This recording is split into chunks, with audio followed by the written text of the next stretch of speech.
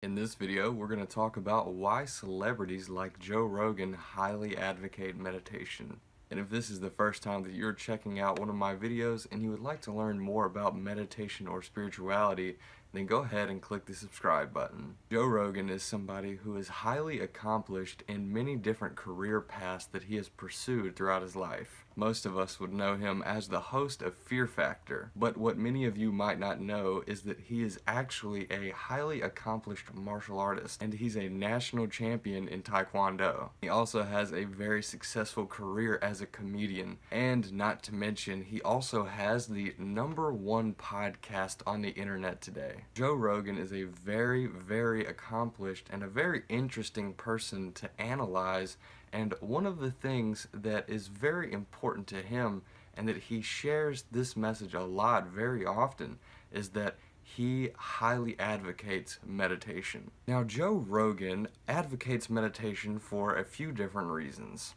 And one of the reasons why he advocates meditation is because it's very similar to martial arts. It is a tool that we can use to develop ourselves so that we can pursue our greatest potential. While he practiced Taekwondo, he also practiced a form of martial arts called Jiu-Jitsu. Jiu-Jitsu is fascinating because it's a form of martial art where there aren't very many strikes or punches or kicks that take place. Mostly it's a wrestling match where you pin the person in a position where their body can take no more, and that's whenever they quit by tapping out. It's one of the safest martial arts to practice because of the fact that it's easy to know when you're about to be hurt and you can stop it at any time. When Joe Rogan is engaged in jiu-jitsu, he views the experience of wrestling with another person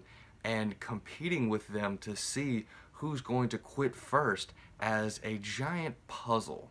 The puzzle is discovering in which areas of jiu-jitsu are you stronger than your opponent, and then using those techniques to force the other opponent to quit.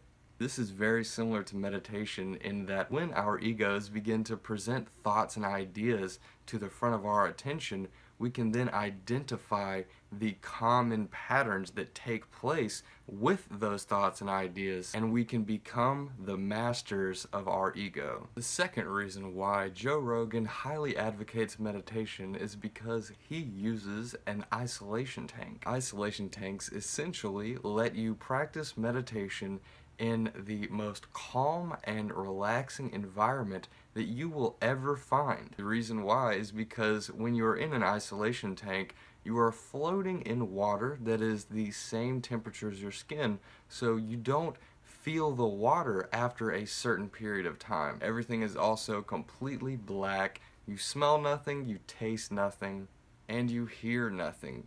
So you are in this environment that exists nowhere else in the world, and you are left with only your thoughts. Only the mental aspect of existence is left when you are in the isolation tank. And in meditation, we develop our abilities to use these mental aspects of existence so that we can live the most happy and fulfilling life according to what our bodies and our minds are telling us. But you by no means need to practice in an isolation tank before you can experience how beneficial meditation can be for you. The third reason why Joe Rogan highly advocates meditation is because it's a way that we can view ourselves and the decisions that we are making from an unbiased perspective. We can see the decisions that we are making from a perspective outside of ourselves, because simply by being a human being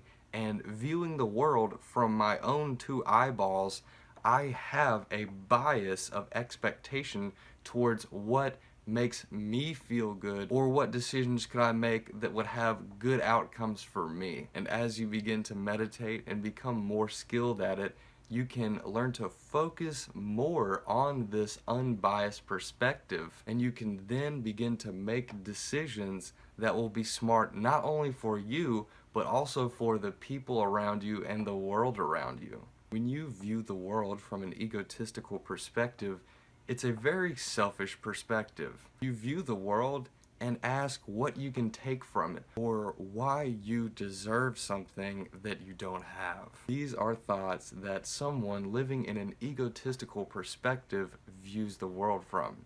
But as you begin to meditate, you begin to think less of yourself and more of others. And when you begin to focus on making other people happy, they will make it a focus of theirs to make you happy. When you focus your loving intentions on doing something good for another person, it doesn't mean that you didn't get to experience what it was like to be loved.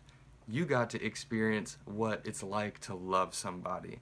And the overall experience of love, it's one of the most, if not the most, powerful emotions that human beings can experience. So however you can do it, the easiest way is to love somebody else, do kind things for other people, and don't expect anything in return. And as you set those good intentions out into the world, they will be returned back to you 1,000-fold. So Joe Rogan is somebody who is very inspiring to me.